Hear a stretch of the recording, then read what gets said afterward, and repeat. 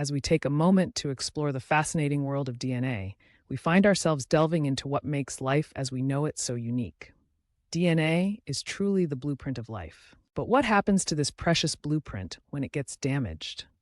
That's where DNA repair comes in, a vital process that helps correct these mistakes and keep our genetic information intact. This is crucial for preventing illnesses and ensuring our bodies function properly. DNA can suffer from various types of damage, such as single-strand breaks, double-strand breaks, and alterations to its bases. These damages can lead to mutations, which might cause health issues if left unchecked.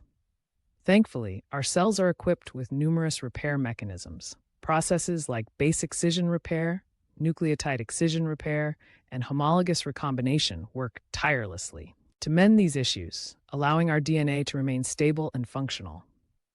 Now let's introduce a gentle and soothing element, 741 Hz frequency. It's believed to promote healing and relaxation, connecting beautifully with our body's innate repair processes. As you listen to the calming sounds of gentle rain mixed with this frequency, consider the remarkable work of DNA repair, restoring balance and health within us all.